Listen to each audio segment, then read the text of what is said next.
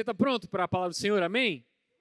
Glória a Deus. Queria que você, por gentileza, abrisse a palavra de Deus, a sua Bíblia, lá em Filipenses, no capítulo 4, no versículo 5. Filipenses, no capítulo 4, no versículo 5.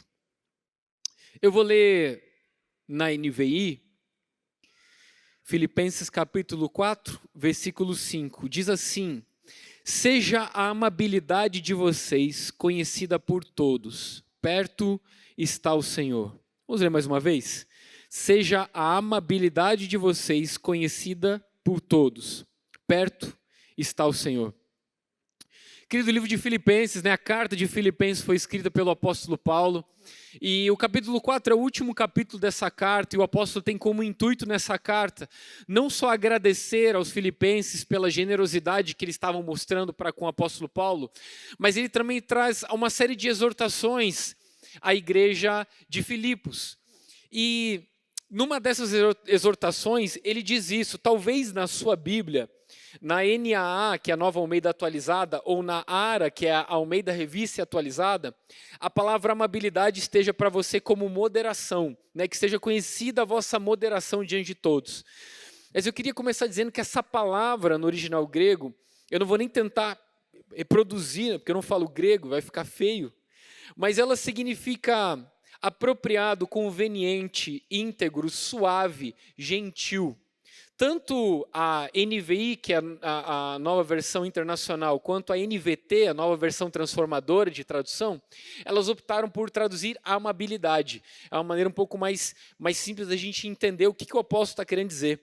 E não só ele faz uma ordem dizendo, olha, que seja conhecida a vossa amabilidade diante de todos, a vossa maneira de amar em tudo que vocês fazem, mas ele traz uma prerrogativa depois, ele diz um porquê a gente deve demonstrar a nossa amabilidade diante de todos. Ele diz, perto está o Senhor. E sabe, queridos, antes da gente começar a dizer, esse perto está o Senhor, ele pode significar duas coisas. Uma delas é o que nós cantamos aqui. Quando nós falamos Maranata, quando nós falamos Maranata, ora vem Senhor Jesus, esse perto está o Senhor, o apóstolo pode estar dizendo, olha, ele está às portas, ele em breve virá. A NVT traduziu como ele em breve virá. E esse é um dos primeiros pontos que a gente precisa falar a respeito disso. Que todos conheçam a vossa maneira de amar em tudo que vocês fazem, porque o Senhor está perto. E a primeira pergunta é, o que ele quer dizer com isso? De que sejam vistos a vossa amabilidade diante de todos. É óbvio que ele também está falando com os de fora. Mas é sempre com os de dentro mais difícil da gente demonstrar amabilidade, gentileza, sutileza, equidade. E quando eu digo com os de dentro, eu digo quem é mais próximo de você. Eu não sei como é na sua casa, mas tem uma história que um pastor contou que ele estava num aconselhamento com um casal e a esposa estava falando para o pastor, o meu marido, ele às vezes é grosseiro comigo, às vezes ele fala duro, às vezes ele grita comigo, ele é ríspido, às vezes ele é áspero comigo. E o pastor estava falando para a gente ali numa mesa, de que ele falou assim, gente, a gente conhecia esse irmão da igreja de vista, e ele era tão quietinho, tão calminho, na fisionomia dele, ele parecia de uma descendência asiática, então ele sempre estava bem quietinho assim, com o rostinho assim, sorrindo. A gente nunca imaginaria que ele poderia falar ríspido ou gritar com a esposa dele. E aí na hora que ele está ali naquele momento, ele olha para a esposa e ele fala o seguinte, ele fala, irmã, você já parou para pensar que você é a pessoa que o seu marido mais ama na face da terra? Aí ela assim, como assim? É que a única pessoa que ele pode mostrar quem ele é de verdade é com você. Porque com o restante de todo mundo, ele veste uma máscara. Ninguém de nós imaginaria que ele gritasse com você em casa. Mas se ele grita com você em casa, é porque ele tem confiança de mostrar quem ele é. Com isso, obviamente, ele não está validando a atitude daquele marido, mas é um exemplo para a gente entender que a gente é de verdade com as pessoas que a gente mais ama ou tem intimidade. É por isso que, geralmente, no meio em que a gente vive de intimidade, acontece uns fight. A gente vê, por exemplo, a minha esposa cantando, quem já viu ela dando aviso. É muito fofa. A Fran, que veio aqui dar o aviso, não dá vontade de levar para casa? Botar numa caixinha e levar para casa? A Fran é muito fofa. Mas o Duca sabe quando a Fran fica braba, né, Duca? Que os cachorros saem correndo. A Marissa também, ela é super amável e dócil, mas quando ela fica brava, sai de perto também. Mas vocês não conhecem essa Marissa, quem conhece sou eu. Não quer dizer que ela vista uma máscara diante de vocês, mas quer dizer que ela tem mais facilidade de mostrar quem ela é comigo. Naquele momento de dificuldade. Talvez diante de você, quando ela ficar com raiva, ela vai chorar. Comigo ela também chora, mas ela chora e grita ao mesmo tempo, assim. Eu dou motivo também, né? Claro. Rafa, o que você está querendo dizer com isso? Que mostrar amabilidade para com os de fora é fácil. Quando vem uma visita na sua casa, por exemplo, e faz alguma coisa... Não sei se você já teve essa questão, assim. Sei lá, sua mãe não deixava você fazer alguma coisa dentro de casa. Aí chega a visita para dormir lá. Né?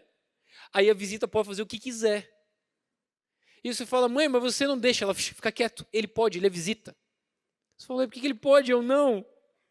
Porque geralmente é mais fácil mostrar amabilidade e gentileza para com os de fora. Mas a Bíblia diz em Gálatas, no capítulo 6, e no versículo 10, o mesmo apóstolo que escreve Filipenses, ele diz, olha, portanto, enquanto vocês têm tempo, façam o bem a todos, mas principalmente os da família da fé. A gente precisa entender que o que a gente leu em Gálatas no capítulo 4, no versículo 5, diz que a amabilidade de vocês seja conhecida perante todos, pois perto está o Senhor. O que ele está querendo dizer é que o que nós fazemos não é mais importante do que como fazemos. Presta atenção comigo aqui, e é isso que eu queria trazer. Como fazemos é mais importante do que o que fazemos. Um exemplo é no momento da oferta que a gente teve agora há pouco. A palavra de Deus vai dizer em 2 Coríntios que Deus ama quem dá com alegria. Ora, contribua voluntariamente o quanto cada um dispôs no seu coração e dê cada um sem constrangimento e nem por obrigação, porque Deus ama quem dá com alegria. Amém? Aí a gente pode entender que o que Deus ama não é o que você dá, mas é com o coração que você dá. Então, Deus não ama o que, Ele ama o como. Você está comigo, amém? Com isso, não é para a gente descartar o que. Porque você pode ler esse versículo e falar, Rafa, se o que Deus está se alegrando é com o meu coração dadivoso, então hoje eu vou ofertar só alegria. Não é isso que o texto está dizendo. Ele está dizendo que aquilo que você faz expressa o que está no seu coração. Agora, e se o nosso o que fazemos, no meio do processo que é o como, a gente perdeu o coração? Tem como, Rafa? Oxe, como se tem como? Porque o que o apóstolo está dizendo é que seja conhecido diante de todos a vossa maneira de amar em tudo o que fazem. Perto está o Senhor. E eu sempre digo isso, que a gente vai ver que essa expressão, como a gente está dizendo, o que o apóstolo está querendo dizer é que o como é tão importante quanto ou mais do que o que fazemos. Talvez quando você lembre que em breve virá o Senhor, né, no final da carta ele vai escrever alguma coisa importante para a gente lembrar, talvez perto está o Senhor, a gente lembre de orar mais, jejuar mais, ou ofertar mais, mas o que ele está dizendo é, perto está o Senhor, demonstre mais amabilidade. Que doido isso. Por que disso? Não tem nada errado de querer ofertar mais, evangelizar mais, porque perto está o Senhor, a gente tem que viver isso. Mas é importante entender essa exortação. Como eu disse, a gente não pode esquecer que a gente tem que fazer as coisas. A Bíblia nos traz uma responsabilidade. Porque às vezes a gente se preocupa só o como, né? Não, meu coração está puro, ainda que eu não esteja fazendo. Né? Como eu dei um exemplo, eu estou alegre, mas não vou ofertar. Não é isso que está dizendo. Deus ama quem dá com alegria. Você dá, mas é com alegria. Porque é uma responsabilidade exigida de nós. O apóstolo Paulo, aqui em Filipenses, antes dele falar isso, que seja conhecida diante de todos a vossa amabilidade, ele fala em Filipenses, no capítulo 1, no versículo 27, ele diz assim, olha, não importa o que aconteça, exerçam a sua cidadania de maneira digna do Evangelho de Cristo, a vossa maneira de viver, que seja digna do Evangelho de Cristo, para que assim quer que eu vá e os veja, ou apenas ouça a respeito de vocês na minha ausência, fique sabendo que vocês permanecem firmes num só espírito, lutando unânimes pela fé evangélica, ou seja, pela fé das boas novas, sem de forma alguma deixar-se intimidar por aqueles que se opõem a vocês. Nós não podemos ter medo de sermos a resposta das nossas orações. Lembra que nós falamos isso alguns sábados atrás? Ser a resposta das suas orações é você tomar atitudes, é você ter responsabilidade. Responsabilidade significa habilidade de responder, mas com amabilidade. Porque não temos dificuldade de responder. É uma coisa que a gente não tem, é dificuldade de responder. Agora a pergunta é, a gente está fazendo com amabilidade? Todos estão conhecendo o que nós fazemos pela nossa maneira de amar? A nossa maneira de construir relacionamento, ela sempre foi muito pautada pelo resultado. Então a gente identifica muitas pessoas pelo que elas fazem. Olha, esse cara é um excelente líder. Nossa, ele é um excelente jogador de futebol. Nossa, ele canta muito bem, ele toca muito bem, ele prega muito bem. Mas, cara, ele é muito brabo, não dá para ter tempo com ele, não. Ele é muito inflexível. Ó, pede para ele fazer esse negócio. Ele vai fazer perfeito. Mas ninguém pode tocar, porque senão ele se transforma. Ou seja, a gente pegou o que e colocou como se fosse mais importante do que o como. Quando, na verdade, a gente precisa entender que Deus não precisa do nosso serviço. Você foi abençoado? Quem foi abençoado pelo louvor? Levanta a mão aqui. Ó, glória a Deus, a gente foi abençoado pelo louvor. Agora imagina se tivesse só o Wesley aqui, que estava cantando. Só ele, na igreja, mais ninguém, não tem mais ninguém nesse lugar aqui, só ele cantando. Faz sentido esse microfone aqui? Sim ou não? Sim ou não? Faz sentido esse tamanho todo de templo ou estrutura? Sim ou não? Não faz sentido nenhum. Não faz sentido essas luzes, não faz sentido esse telão de LED. Por quê? Porque só está ele. Então, se a gente entendesse que o que Deus quer das nossas reuniões, mais do que o nosso serviço, é como a gente se encontra no meio de serviço. Se a gente pudesse entender que o apóstolo está dizendo, ei, perto está o Senhor, que seja conhecido diante de todos a vossa amabilidade, em tudo que vocês fazem, que seja expressado amor, que todos vejam como vocês são amáveis em tudo que fazem. Olha que doido isso. Mas qual que é a primeira coisa que às vezes as pessoas veem quando trabalham com a gente? O oposto de amabilidade, né? Por que eu estou dizendo isso? Porque essa é uma igreja de muito serviço. E a gente se orgulha disso, né? Um orgulho santo, porque Deus nos chamou para fazermos algo. Lá em Efésios, no capítulo 4, a Bíblia vai dizer que Ele concedeu uns para apóstolos, outros para profetas, outros para evangelistas, outros para pastores e mestres. Para quê? Com o fim no aperfeiçoamento dos santos, para desempenho do seu serviço, para a edificação do corpo de Cristo. O evangelho, a responsabilidade, pressupõe um serviço, mas a gente não pode esquecer qual que é a meta desse serviço. É o quê? É encontrar-nos. A gente vem servir por causa do outro. Ah, mas eu estou servindo a Deus. Você está servindo a Deus quando você está servindo seu irmão. Ou você acha que Deus, Ele acordou falando assim, nossa, preciso tanto de alguém cantando para mim?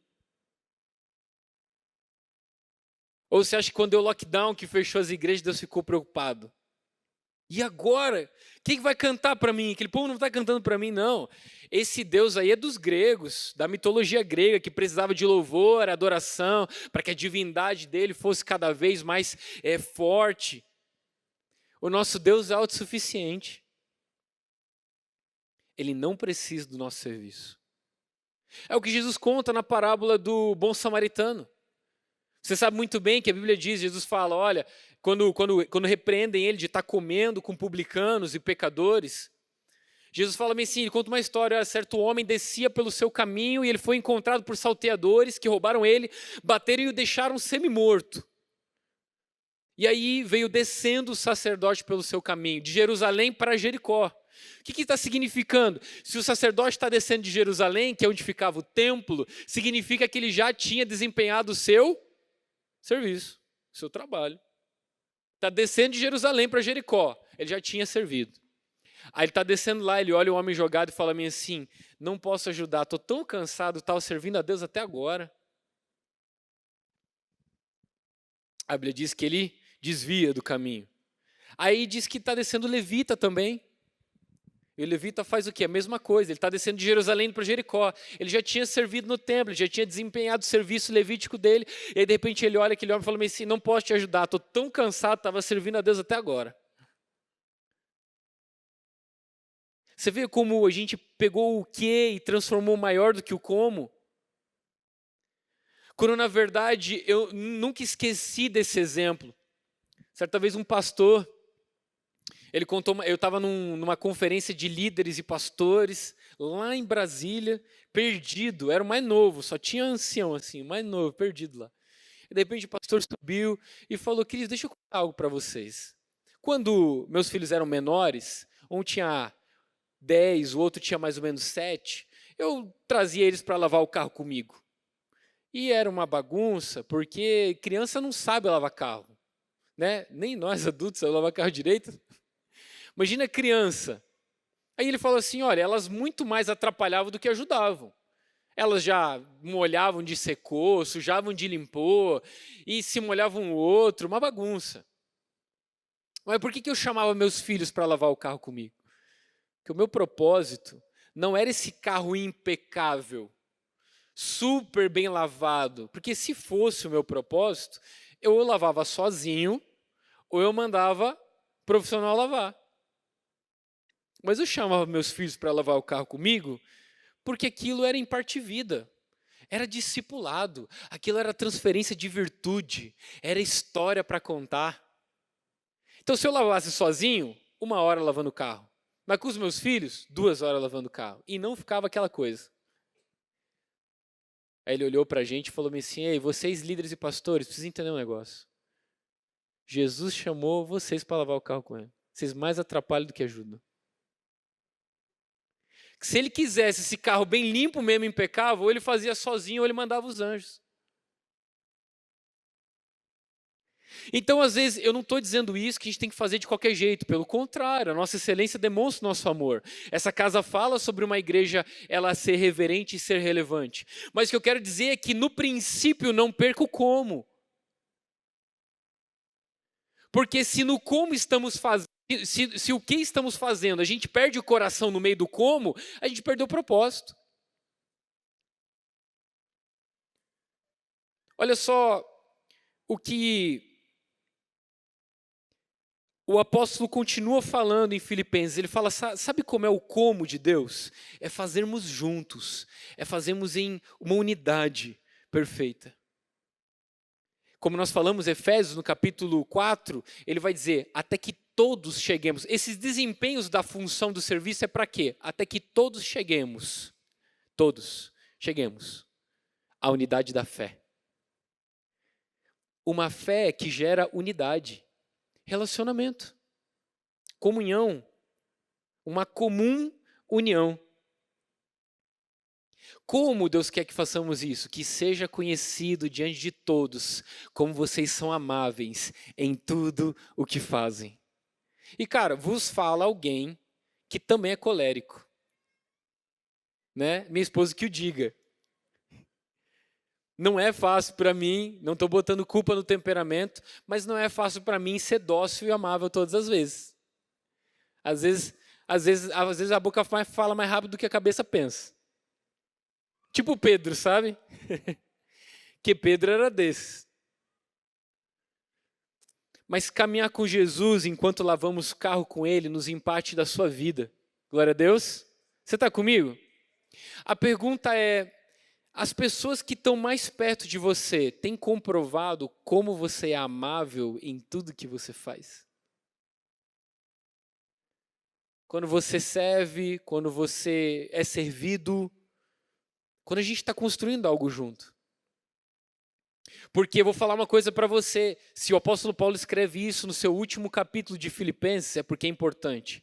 E se ele termina essa ordenança dizendo, perto está o Senhor, é porque é muito importante.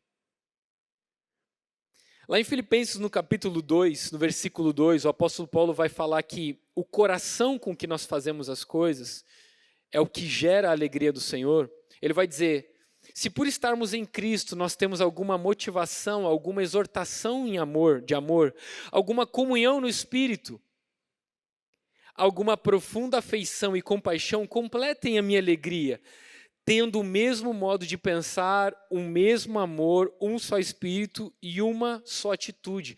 A gente precisa lembrar que existe um modelo de unidade, gente. A igreja precisa, nós precisamos entender o porquê nós fazemos o que fazemos. Nós só fazemos o que fazemos para termos relacionamento entre nós. É por isso que eu digo, cara, não tem como você ser de Cristo se você desistiu da igreja. Você sabia que nós estamos vivendo uma pandemia de desigrejados? O cara fala, não, eu não desisti de Deus, eu desisti da igreja. Eu falo, não tem como você fazer essas duas coisas. Se você desistiu da igreja, você desistiu de Deus. É o que as Escrituras afirmam. Não, Rafa, você não entendeu. Eu me relaciono com Deus, eu falo com Deus, eu sirvo a Deus. A pergunta é como? Porque o apóstolo João, que teve intimidade com Jesus, escreve na sua segunda carta, dizendo, olha, quem diz estar nele deve andar como ele andou. E como ele andou? No meio de nós. E essa igreja é o seu corpo, ele é a cabeça, a igreja é o corpo, quando se reúne. E ele diz assim, olha, aquele que diz que ama a Deus, mas odeia o seu irmão, ou ele não gosta da igreja, ele não gosta da igreja, ele ama a Deus, mas ele não gosta da igreja. Ele é mentiroso. Porque como ele pode amar um Deus que ele não vê, e como ele pode dizer que ama um Deus que ele não vê, se ele não ama o seu irmão que vê?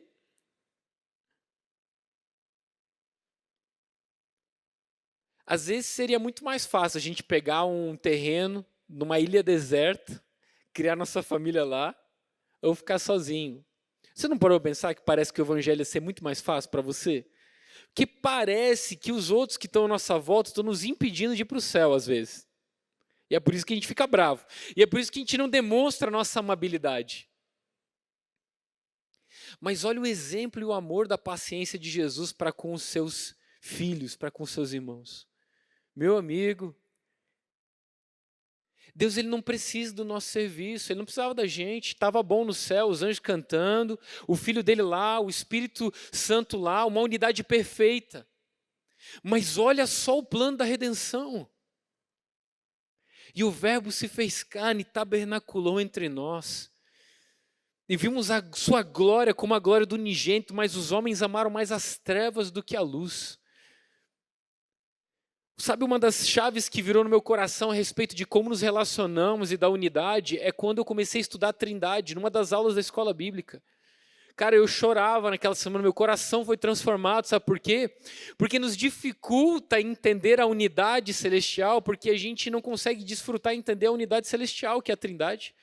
Jesus, na oração sacerdotal, lá de João capítulo 17, a oração dele, Pai, eu não oro só por estes, mas também por aqueles que vão crer em mim por meio do testemunho desses. E Pai, a minha oração é que eu neles esteja como tu estás em mim e eu em ti, e que eles sejam um, como nós somos um, para que o mundo creia que tu me enviaste. Então, a nossa unidade, existe um modelo. Qual é o modelo da nossa unidade? É a Trindade. E como a Trindade se relaciona? A Trindade se relaciona em amor, em serviço, em honra, em submissão. Não é uma discussão com o Pai, com o Filho, o Espírito Santo. E o Espírito Santo chateado porque a gente não fala muito com ele. E o Pai chateado porque a gente está falando com Jesus. E Jesus chateado porque a gente está pedindo para o Pai. Não existe isso. Não. Ele diz, a minha oração é por os que vão crer em mim através deles, que eles sejam como nós somos um. Sabe, queridos, a gente às vezes foca tanto no quê, que às vezes nosso coração se perde no como. Como aquele pai de família que sai para trabalhar e ele começa a trabalhar porque ele quer dar o melhor para sua esposa e para os seus filhos. E ele começa a trabalhar, ele trabalha, ele chega tarde, ele sai cedo. E aí os filhos crescem. E aí ele deu o que ele queria dar. Mas talvez ele não deu o que o filho queria receber. o que a esposa precisava. Maridos e esposas que amam tanto os filhos, ou uma maneira que eles acham que é amor, que centralizam tudo nos filhos, tudo nos filhos, tudo nos filhos. Aí quando os filhos casam e vão embora, um olha para a cara do outro e fala, e agora? Acabou o nosso propósito de vida. A gente não tem relacionamento, a gente não tem intimidade. Aí vira uma dependência emocional nos filhos o tempo inteiro. Se os filhos não estão, os pais ameaçam se separar. Não, só estamos juntos por causa dos filhos. Olha que loucura. Você está comigo, amém? Olha como a gente se perdeu por causa do que a gente perdeu o meio do como. Se a única coisa, eu nunca esqueço essa frase que vocês ouvem eu repetir tantas vezes. Se a única coisa que Deus viu em mim e se agradou foi o coração, o dia que eu perder esse coração, eu perdi tudo, cara. Tudo, o dia que perder o coração, eu perdi tudo. Não, a partir de agora, já pensou? Você já pensou? Você já pensou ficar tão famoso, mas tão famoso, que eu tenho que andar com segurança em volta, eu tenho que andar num carro blindado, ninguém tem acesso a mim. Olha que loucura. Jesus diz, vinde a mim todos que estão cansados e sobrecarregados, e eu vos aliviarei, tomai sobre vós o meu jugo, e aprendei de mim, porque sou manso e humilde de coração. Ou seja, mansidão e humildade é acessibilidade. Por que Deus me faria tão importante ao ponto que eu não posso mais ser acessível? Por causa do que eu perdi o como. Jesus na ceia do Senhor, na ceia, ele senta, o que ele fala para os discípulos? Muito desejei comer convosco. Jesus não falou, eu muito desejei fazer isso, eu muito desejei... Não, eu desejei muito sentar com vocês e comer. Gente, vocês já pararam para pensar, olha aqui comigo, pelo amor de Deus, vamos deixar o Espírito ministrar nosso coração essa noite. Já parou para pensar que Jesus podia ter feito um culto de avivamento no último dia dele aqui na terra? Você já pensou que coisa mais incrível seria esse culto de avivamento? Você está comigo ainda, sim ou não? Mais ou menos. Você está comigo ainda, sim ou não? Ok. Imagina Jesus chegando para Pedro, estamos conjecturando, imaginando, tá? Jesus chegando para Pedro e falando, Pedro, é o seguinte, João capítulo 13, ora, aproximando essa festa da Páscoa, sabendo Jesus que era chegada a hora de deixar esse mundo e ir para o seu Pai, como amava os seus que estavam no mundo, amou-os até o fim. Jesus sabia que era o momento de deixar ir para o Pai.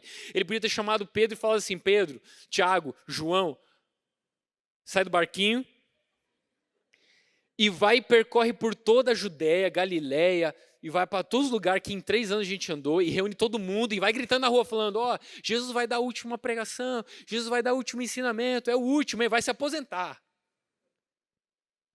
Já pensou? Já pensou? Já pensou, sei lá, o cara mais hypado da música internacional que existe, ser jovem e falar, estou fazendo o último show, e depois não faço nenhum mais. Você acha que ia lotar?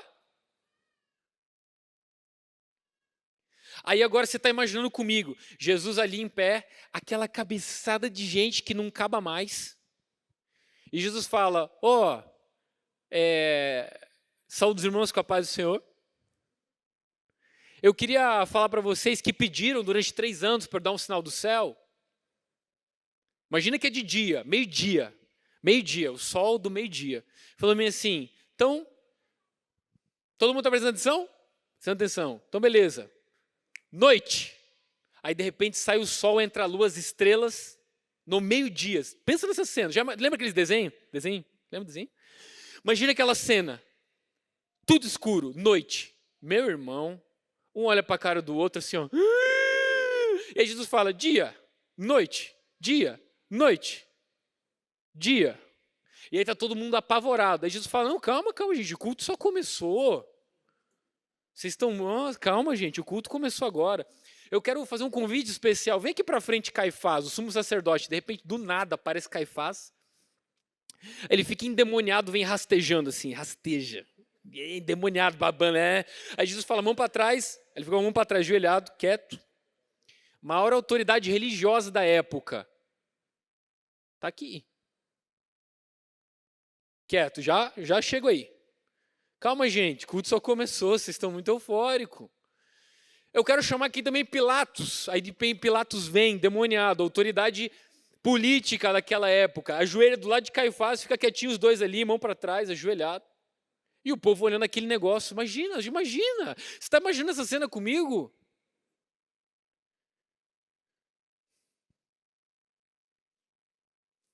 Se Jesus faz um apelo, quantas pessoas se convertem, gente? Tudo bem, estou deixando a teologia de lado, não estou falando sobre, né, a redenção, a obra da cruz, eu estou conjecturando aqui. O que eu quero dizer com tudo isso? É que Jesus não faz isso, sabe o que ele faz? Uma janta. E ele olha para os discípulos e fala: muito desejei comer convosco essa noite. Ele poderia ter feito um culto, mas ele fez uma janta. Nunca perca o como no meio do processo, do que você está fazendo. Nunca perca o como no meio do processo que você está fazendo, do que Deus chamou para fazer. Olha, lembra que eu falei sobre João capítulo 13, versículo 1 a 10? Em João capítulo 13 acontece algo que assombra o coração de todos nós. Você sabe muito bem, a Bíblia vai dizer em João no capítulo 13, se você tiver sua Bíblia aí pode abrir, que começa dizendo assim: sabendo, ora, antes da festa da Páscoa, sabendo Jesus que havia de deixar esse mundo e voltar para o seu Pai, como havia amado, tendo, né, já o diabo posto no coração de Judas para o trair, tendo amado os seus que estavam no mundo, amou-os até o fim. Versículo 2. Durante a ceia, tendo já o diabo posto no coração de Judas Iscariote, filho de Simão, que traísse Jesus, sabendo este que o Pai tudo confiara às suas mãos e que ele viera de Deus e voltava para Deus. Agora imagina isso, Jesus está na ceia, levantou-se da ceia, tirou a vestimenta de cima e tomando uma toalha, cingiu-se com ela, ele colocou uma toalha na cintura. Versículo 5, depois deitou a água na bacia e passou a lavar os pés aos discípulos e enxugar-los com a toalha com que estavam cingidos. Você está imaginando essa cena? Eu falo para vocês que sim, o evangelho me assombra, mas tem alguns pontos específicos que me assombram muito. Esse é um deles. O que faz Jesus se levantar na hora da ceia e começar a lavar os pés dos discípulos? E talvez eu vou compartilhar uma coisa com você que você não sabia. Mas eu quero que você imagine essa cena, Jesus no meio da ceia, se levantando, tirando a vestimenta e começando a lavar os pés dos discípulos. Agora vai para Lucas 22, 19, se você gosta de Bíblia. Lucas no capítulo 2, no versículo 19. Olha só o que diz ali. Em João não cita isso, mas em Lucas cita. E tomando um pão, tendo dado graças, o partiu e lhes deu, dizendo: este é o meu corpo oferecido por vós, fazei isso em memória de mim.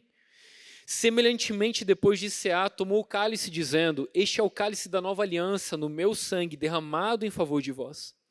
Todavia a mão do traidor está comigo à mesa, porque o Filho do Homem, na verdade, vai segundo o que está determinado, mas ai daquele por intermédio de quem ele está sendo traído. Então, começaram a indagar entre si, quem seria dentre eles o que estava para fazer isso? Olha o versículo 24, isso no meio da ceia.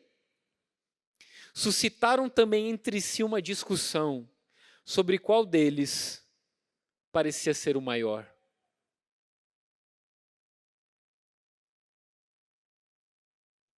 Três anos andando com Jesus, eles já tinham incorrido no erro de discutir quem era o maior.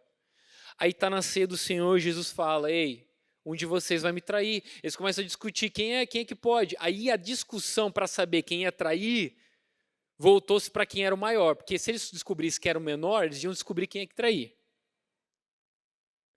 Aí Jesus diz no 25, mas Jesus lhes disse: os reis dos povos dominam sobre eles, e os que exercem autoridade são chamados benfeitores. Mas vós não sois assim, pelo contrário, o maior entre vós seja como o menor, e aquele que dirige seja como quem serve. Pois qual é o maior, quem está na mesa ou quem serve? Porventura não é quem está à mesa? Pois no meio de vós eu sou como quem serve. Vós sois o que tendes permanecido comigo nas minhas tentações. E assim como meu pai me confiou um reino, eu vou-lo confio, para que comais e bebais a minha mesa no meu reino, e vos assentarei em tronos para julgar as 12 tribos de Israel. É nesse momento que Jesus levanta e começa a lavar os pés dos discípulos, quando eles estão discutindo quem é o maior. Que loucura! É por isso que agora você entende Pedro falando, não, Senhor, de maneira alguma me lavarás os pés, porque talvez é ele que começou a brincadeira, né?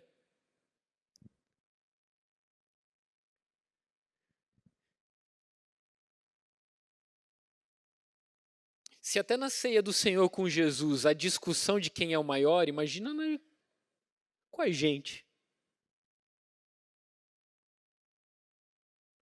O apóstolo Paulo entende o princípio da ceia do Senhor e ele fala isso. Lá em 1 Coríntios, no capítulo 11, ele diz, olha, quando vocês estão sentando para ceiar, não é a ceia do Senhor que vocês estão sentando. Vocês estão se reunindo, mas não é para bem, é para mal, porque vocês estão fazendo segregação entre vocês. Ah, por que você está falando isso? Porque a gente não pode perder o como no meio do que a gente está fazendo. Que seja conhecido diante de todos a vossa amabilidade, a vossa maneira de amar em tudo que vocês fazem. Por quê? Porque perto está o Senhor. Você está comigo ainda? O que tem a ver, todo mundo vê o jeito que a gente é amável em tudo que a gente faz, com perto está o Senhor. Olha só em Lucas, no capítulo 22, no versículo 19. A gente está em Lucas, no capítulo 22, versículo 19. Não é Lucas 22, 19. Acabamos de ler Lucas 22, 19. É Lucas 12, 35. Olha só que incrível. Lucas 12, 35. Lembra que a gente falou que seguir a Cristo remete a uma responsabilidade, uma habilidade de responder. Então, a gente tem um dever a cumprir. O que a gente não pode é perder o nosso coração no meio de cumprindo esse dever. Olha só o que Jesus fala no capítulo 12 de Lucas, versículo 35, em diante, diz, cingido esteja o vosso corpo, ou seja, vocês estejam prontos, e acesas as vossas candeias, como nós cantamos, né? Eu já coloquei as minhas vestes brancas e estou só te esperando. 36, sede vós semelhantes a homens que esperam pelo seu Senhor, ao voltar ele das festas de casamento, para que quando vier e bater a porta, logo lhe abram, estejam preparados. Olha só a recompensa, bem-aventurados aqueles servos a quem o Senhor, quando vier, os encontre vigilantes. Em verdade vos afirmo que ele há de cingir-se, dar-lhes lugar à mesa e aproximando-o servirá. Gente, eu sempre falo sobre esse texto ser o texto que mais me assombra nas Escrituras. Tem um monte que você ouve, mas esse é o maior. O que Jesus está falando aqui é que a recompensa de nós que o seguimos, que fomos responsáveis ao seu chamado de servir a sua obra e fomos fiéis até a sua vinda, ele diz que, em verdade vos digo, que o Senhor, quando vier, assinará a eles o lugar à mesa. Você vai sentar aqui, você vai sentar aqui, você vai sentar aqui. E cingindo, ou seja, colocando uma roupa de garçom, ele mesmo, ou seja, o Senhor, o servirá à mesa. A gente não consegue imaginar um negócio desse. Que o serviço de Jesus não é para estabelecer modelo apenas. O serviço de Jesus é para manifestar um coração de filho, que entendeu o princípio de servir. Você está comigo, amém? Então por isso que Jesus não teve dificuldade de lavar os pés. Ele sabia quem ele era, que o Pai tinha confiado em tudo em suas mãos. A recompensa, cara, não tem assim nada mais que pode ser mais escandaloso do que o céu ver esse momento de Jesus servindo a gente à mesa. Essa é a recompensa, e não há maior do que essa. Sentar à mesa com o Senhor e ser servido por Ele naquele dia. Mas olha o que ele diz a respeito dos servos que não tinham a consciência de que o Senhor estava perto. Presta atenção. No versículo 41, Pedro vai perguntar, Senhor, proferes esta parábola para nós ou também para todos os outros? Aí Jesus vai responder: disse o Senhor, quem é, pois, o mordomo fiel e prudente, ao que o Senhor confiará os seus conservos para dar-lhe sustento ao seu tempo? Presta atenção comigo. Olha o que Jesus está dizendo. Pedro está perguntando: Senhor, isso que você está falando é só para a gente que é teu discípulo ou é para todo mundo? Jesus falou: quem é aquele que o Senhor confia os seus conservos para dar sustento e cuidado ao seu tempo? Sabe o que Jesus está dizendo? Ele está dizendo: é só para vocês. E qual que é o serviço de vocês? É cuidar dos conservos. São os servos que servem juntos. Você está comigo ainda, amém? Jesus está dizendo isso. Quem, pois, é o mordomo fiel e prudente a quem o Senhor confiará os seus conservos para dar sustento a eles o tempo devido. Está falando da gente, que é discípulo. Bem-aventurado aquele servo a quem seu Senhor, quando vier, o achar fazendo assim, aquela recompensa que ele disse. Ou seja, qual é o desempenho do nosso serviço? Edificação do corpo de Cristo. Como edificamos o corpo de Cristo? Até que todos cheguemos à unidade da fé, no pleno conhecimento do Filho de Deus. A perfeita varonilidade, a estatura da plenitude de Cristo. O que significa isso? Até que todos cheguemos à unidade da fé, do pleno conhecimento do Filho de Deus. O que significa o pleno conhecimento do Filho de Deus? É conhecer Jesus na sua plenitude, é conseguir discerni-lo, saber onde ele está. Então é por isso que quando a igreja desperta, e ela olha para o lado agora, seu irmão, e você, olha só, a gente tem, peraí, presta atenção comigo aqui. Você percebeu que a gente tem dificuldade de olhar para o irmão do lado, cara? Não é difícil olhar para alguém que talvez você não tem relacionamento? Mas o como de Jesus é isso. O como de Jesus é a gente conseguir olhar um para o outro. É virar as cadeiras de frente um para o outro de novo. É ter comunhão, é ter relacionamento. Porque é só na comunhão que é gerado Jesus, que é gerado Cristo. Jesus fala na oração sacerdotal, no capítulo 17, ele continua dizendo: Pai, que eles sejam um, como nós somos um, e que sejam aperfeiçoados na unidade, para que o mundo conheça que tu me enviaste. Ou seja, o que é o pleno conhecimento do Filho? É quando você olha para o lado e vê o Filho de Deus. Amém? E Rafa, não estou vendo o Filho de Deus do meu lado aqui ainda não. Tá difícil achar o Filho de Deus aqui do meu lado. Mas é por isso que existe fé. O pastor Luciano está pregando sobre fé, sim ou não? Você está sendo abençoado, sim ou não? E o que é fé? É a firme convicção das coisas que não se veem, mas se esperam. E quando o apóstolo, ou melhor, não vou dizer quem foi, porque não há um consenso, mas quando o autor de Hebreus diz, em Hebreus capítulo 11, a respeito dessa fé, ele vai dar exemplo de coisas ou de pessoas? De coisas ou de pessoas? Pela fé, Abraão se tornou pai. Pela fé, Sara se tornou mãe. Pela fé, José, ainda vendido pelos seus irmãos, se tornou governador do Egito. Então, o que é fé? É olhar para um menino que está na prisão e pensar: amanhã vai ser governador. O que é fé? É olhar para quem está do seu lado e talvez você não está vendo Jesus aí, mas vai ter Jesus aí. Que diante de todos seja conhecida a vossa amabilidade em tudo que fazem. Perto está o Senhor. É quando você olha para o lado e você tem o pleno conhecimento do Filho de Deus. Apesar de quem está do seu lado não está vendo Jesus dentro dele, você está vendo Jesus dentro dele. E Jesus fez isso com todos os seus discípulos. Querido, presta atenção aqui comigo. Toda vez que a gente julga, a gente erra. Não, eu conheço as pessoas assim, ó. Eu bati o olho, eu já sei.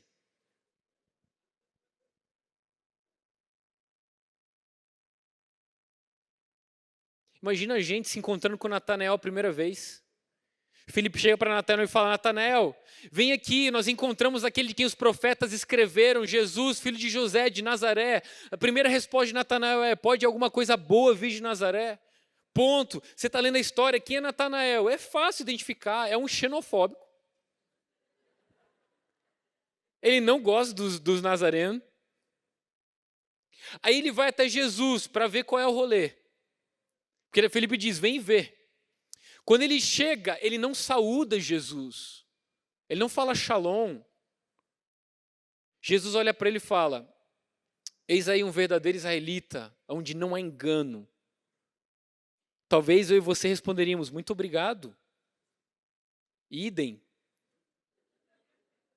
A resposta de Natanael é, de onde você me conhece? Você não vai me comprar igual você comprou Felipe. Eu sei que de Nazaré não vem nada bom, cara. E Jesus mostrou o que para Natanael? Amabilidade. Eu vi você quando você estava debaixo daquela figueira. Natanael é o primeiro que se ajoelha diante de Jesus e diz, Deus meu. A mulher do poço, João capítulo 4. Jesus se encontra com a mulher samaritana. Qual é a visão de Jesus? A mulher samaritana, você sabe todo o contexto, não vou pregar aqui sobre ela. Ela estava num horário que as mulheres não pegavam água porque já era quente, e talvez não pegava porque ela era rejeitada, porque todo mundo tinha ela como promíscua. Ela chega no poço, Jesus chega lá e fala, me dê de beber. Ele tá só pedindo água, ele está pedindo um copo de água. E essa mulher, em vez de falar, ela podia ter falado um simples não. Desculpa, mas não, ela não nem fala isso, ela é grosseira com Jesus, ela é rixosa. Ela fala, como é que você, judeu, pede para mim, samaritana, de beber? Aí Jesus responde com o quê? Amabilidade. Olha, se você soubesse quem eu sou, você pediria e eu te daria de beber. E ela responde, como se tu não tem nem balde para pegar água aqui? Aí Jesus fala, ó, quem tomar dessa água vai voltar a ter sede, mas quem tomar da água que eu der, do seu interior fluirão os rios de água viva, e nunca mais terá sede.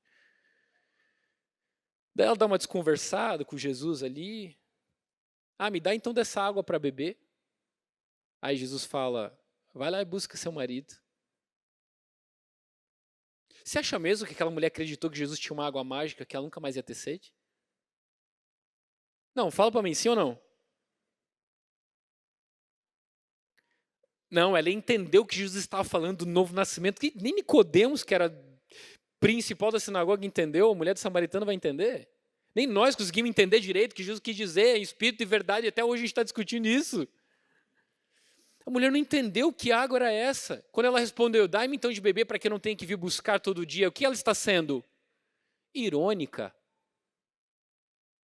E Jesus responde com o quê? Amabilidade. Vai lá e busca seu marido então. Não tenho. Aí Jesus fala o quê? Disseste a verdade. Olha só. Podia ter chamado ela de promíscua, podia ter chamado ela de adúltera, podia ter chamado ela de irônica, podia ter chamado ela de grosseira. Chamou ela do quê? Pelo menos a verdade você fala aí. Você está comigo? O pleno conhecimento do Filho de Deus, quem está sentado do seu lado, é a extensão do corpo de Cristo. E queridos, deixa eu falar um negócio para você, o diabo continua usando a mesma estratégia desde o princípio dos tempos, é semear contenda entre irmão. Cara, minha esposa me conhece, eu sou um cara que eu sou um sanguíneo colérico transformado, né amor? Eu sou transformado no sanguíneo colérico, então a maioria das pessoas que me conhece nunca me viu explodindo, porque o colérico está ali dominado, né? Eu piso no pescoço dele, assim, ó, todo dia. Mas tu quer ver eu ficar bem louco? É quando eu vejo os irmãos tretando, cara. Eu fico bem louco. Porque eu falo, irmão, você precisa entender. Não, mas também ele tem que vir me pedir perdão. Cara, oh meu Deus. Jesus falou bem assim, olha, se um irmão pecar contra você, e no mesmo dia, 7 vezes ele fizer isso, se o teu irmão pecar contra você, vai e repreende-o. Se ele aceitar repreensão, beleza, pô, show de bola, você ganhou o seu irmão. Se ele 7 vezes te importunar, pecar contra você, e 7 vezes falar, cara, me arrependi, no mesmo dia, me arrependi, cara, você me perdoa? Irmão, na segunda a gente já vai falar, tu acha que eu sou besta, cara? Acabamos de resolver a treta, você vem de novo com essa? Jesus fala, se 7 vezes no mesmo dia ele fizer isso, você vai e perdoa. Sabe o que os discípulos respondem para Jesus? Senhor, aumenta-nos a fé. Ei, fé não é sobre ganhar um carro novo, cara. Fé é sobre conseguir se relacionar com seus irmãos. As pessoas chegam para mim e falam, Rafa, qual a maior evidência de alguém que foi cheio do Espírito Santo? É ele ressuscitar morto? Eu falo, não. Porque Jesus diz, ei, naquele dia muitos dirão, Senhor, então nós expulsamos demônios, fizemos maravilhas, curamos enfermos, e Jesus vai dizer, apartai-vos de mim, vós que praticais iniquidade, eu nunca vos conheci. Eu li aquele versículo que falava, Jesus, e agora? Como é que eu sei o que é ser cheio do Espírito Santo? Que o amor de Deus, a graça de Jesus e a comunhão do Espírito Santo. Você quer saber se alguém é cheio do Espírito Santo? Qual é a capacidade de comunhão que ele tem? Qual é a capacidade de se relacionar que ele tem? É isso. O espírito da reconciliação, o ministério da reconciliação, o trabalho do Espírito Santo é edificar a igreja até sermos um, até que todos cheguemos à unidade da fé. Então eu queria, em nome de Jesus, cara, hoje você sair daqui, se você está chateado com alguém, você precisa falar com essa pessoa. Porque lá em Filipenses, o apóstolo Paulo continua dizendo, no capítulo 2, eu não vou lembrar o versículo, mas depois do culto você vem. Mas ele diz assim, olha, que não haja entre vós murmuração e nem reclamação nas coisas. Fazei tudo sem murmuração e reclamação. Sabe o que significa a palavra murmurar? Fazei tudo sem murmuração e reclamação. Sabe o que significa no original murmuração? Significa falar às escondidas, não abertamente. Que doideira isso, cara. É forte, igreja. Que seja conhecido diante de todos vós a amabilidade em tudo que fazem. Por quê? Porque perto está o Senhor. Rafa, o que isso tem a ver com perto está o Senhor? E eu estou caminhando já à conclusão. Lá em Lucas, que a gente começou a ler, lembra que a gente falou da recompensa? E falando que o Senhor confia seus conservos para a gente dar sustento no seu tempo? Bem-aventurado aquele servo que, quando seu Senhor vier, achar assim. Verdadeiramente lhes digo que confiará todos os seus bens. Agora olha o versículo 45, presta atenção comigo isso, por favor. Presta atenção comigo. Você está comigo, amém? Olha só o versículo 45. Mas se aquele servo disser consigo mesmo, meu Senhor tarda em vir. Repete comigo, meu Senhor tarda em vir.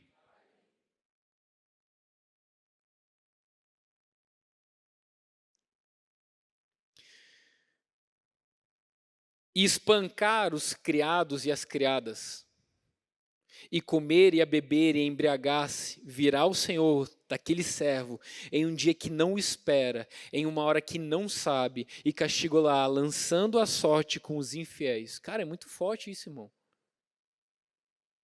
O meu Senhor tarda em vir. O apóstolo Paulo diz, ei, que diante de todos sejam conhecida a vossa amabilidade em tudo que fazem. Por quê? Porque perto está o Senhor. Ele não tarda a vir, não.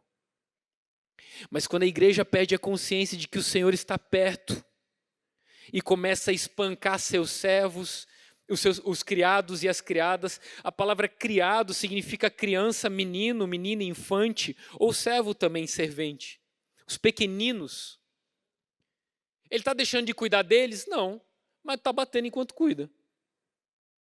Está deixando de servir a Deus quando faz alguma coisa? Está deixando de servir a função eclesiástica? Não, mas está batendo os irmãos enquanto faz. Embriagar-se significa perder a consciência, perder a razão. Ei, não podemos perder o como, olhando só para o quê. Você está comigo ainda, amém?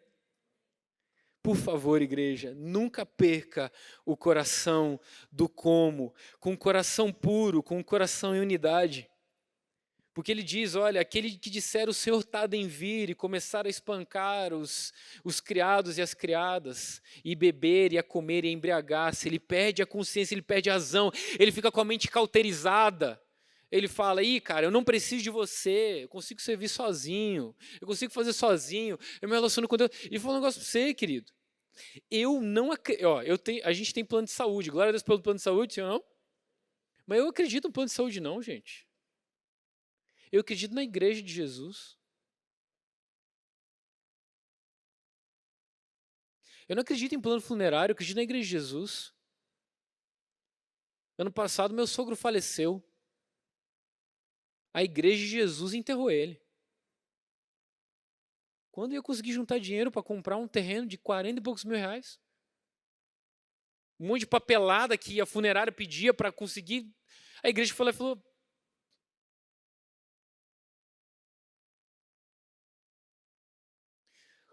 quando você perder a fé na igreja de Jesus, cara, se preocupe demais. Se preocupe demais. Porque Jesus vai vir buscar a igreja. Glória a Deus. Jesus vai vir buscar nós. Ele não vai buscar indivíduos. Ei, lembra que o Mário falou no último culto? Se junte com Isabel, que está gerando também dentro dela, para que ela te ajude no momento difícil. Não ande sozinho. O lugar mais seguro da terra é na igreja de Jesus, na comunhão. Ok, mas e se a expressão perto está o Senhor, você disse que falava a respeito da vinda de Jesus, e significar outra coisa também? Comentário bíblico de Craig Keener, ele diz aquilo que eu, quando bati o olho nessa escritura, veio no meu coração. E se o apóstolo está dizendo que seja conhecido diante de todos a vossa maneira de amar em tudo que fazem, porque perto está o Senhor, ele não esteja falando necessariamente da volta de Cristo, mas se ele tiver, a gente já viu a seriedade disso, mas se ele estiver falando sobre Jesus está perto. Como assim, Rafa? A pergunta é simples. Será que algum marido bateria na sua esposa com Jesus na sala?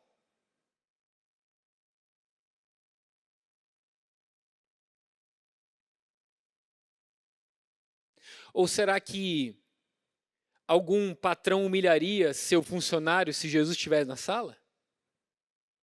Ou será que um funcionário falaria mal do seu patrão se Jesus estivesse sentado na sala? Ou será que alguém falaria do seu líder de célula na rodinha se Jesus estivesse sentado na rodinha? Ei, que seja conhecida a vossa maneira de amar em tudo que vocês fazem, porque perto está o Senhor. Ele não está longe, Ele está aqui do lado. Eu nunca esqueço um pastor amigo meu pregando a respeito de José, lá, filho de Jacó, quando ele está perante a mulher de Potifar e ela diz: venha, deite-se comigo. E aí José fala bem assim: como pecaria eu contra o Senhor fazendo tal coisa? Muitas vezes a gente pensa nessa cena, ele falando: como pecaria eu contra o Senhor? Quando na verdade José falou: como pecaria eu contra o Senhor?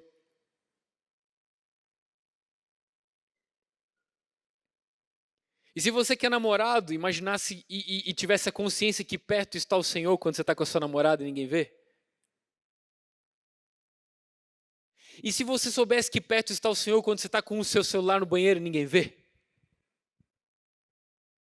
Que seja conhecida diante de todos a vossa maneira de amar em tudo que fazem, porque perto está o Senhor. Você pode repetir comigo essa noite? Perto está o Senhor. Coloque-se de pé, por gentileza, comigo.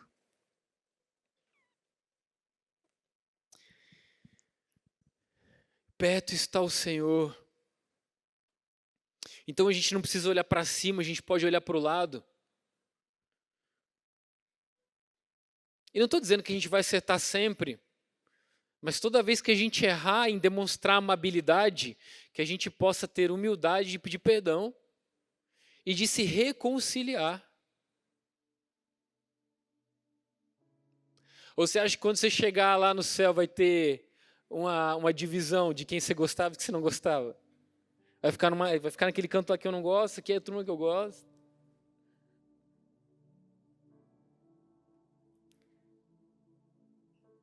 Eu não sei você, mas se eu estivesse naquela ceia e fosse Jesus, os caras começassem a discutir quem era o maior, irmão.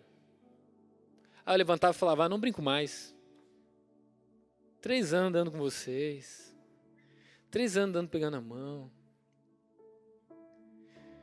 As pessoas me conhecem hoje, elas acham que eu sou acelerado. Eu falo: irmão, você não me conheceu ano passado.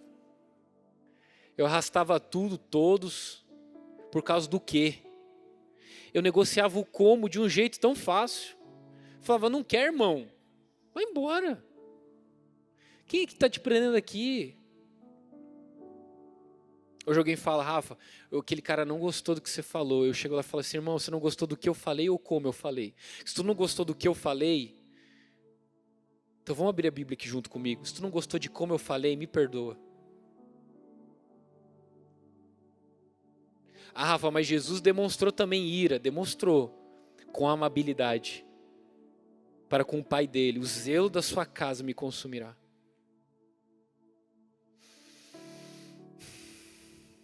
Vou falar para o seu negócio, cara. Acreditar na igreja é leve. Acreditar na igreja vai transformar a nossa vida. Eu sei que tem lugares que é mais difícil do que outros, talvez, de acreditar na igreja. Eu não estou dizendo que essa aqui é perfeita, mas a gente está tentando acertar um monte. Tenha certeza disso. Nosso coração, depois de ver tudo que Deus está fazendo aqui, não é nunca negociar o como por causa do quê. Sabendo que o que só é a finalidade de nos encontrarmos e sermos transformados em amor. Glória a Deus. Esse é o coração de Jesus. Ei, muito desejei comer convosco, sentar com vocês, partilhar do pão. E terminamos com Efésios capítulo 4, versículo 11, como nós falamos. E ele mesmo concedeu uns para apóstolos, outros para outros profetas, outros evangelistas, outros pastores e mestres, com fim ao aperfeiçoamento dos santos, para desempenho do seu serviço, para edificação do corpo de Cristo, até que todos cheguemos à unidade da fé, do pleno conhecimento do Filho de Deus, a perfeita varonilidade, a medida da estatura da plenitude de Cristo, para que não mais sejamos como meninos, agitados de um lado para o outro, levados ao redor por todo o vento de doutrina, que pela astúcia dos homens e pela ganância induzem ao erro, mas seguindo a verdade em amor, cresçamos em tudo, naquele que é a cabeça, Cristo, de quem todo o corpo, bem ajustado e consolidado pelo auxílio de toda junta, segundo a justa cooperação de cada parte, efetua o seu próprio crescimento para a edificação própria do corpo de Cristo. Senhor, nosso coração nessa noite, ouvindo a sua palavra, entendendo o seu modelo de servir, do seu modelo de amar, a nossa oração é que seja conhecida diante de todos os homens a nossa amabilidade em tudo que fazemos, porque o Senhor está perto, seja da sua vinda, seja da sua presença. Que demonstremos amor em tudo que façamos, ó Pai, não por vanglória ou partidarismo, mas que consideremos os outros superior a nós. Nós entendemos que humildade não é pensar menos de nós, mas menos em nós. Que o coração do Cristo seja cada vez mais evidenciado em nosso meio, que a Tua igreja seja cada vez mais a expressão da unidade celestial. Que o mundo só vai te conhecer quando nós podemos olhar nos olhos uns dos outros e tivermos o pleno conhecimento do Filho de Deus.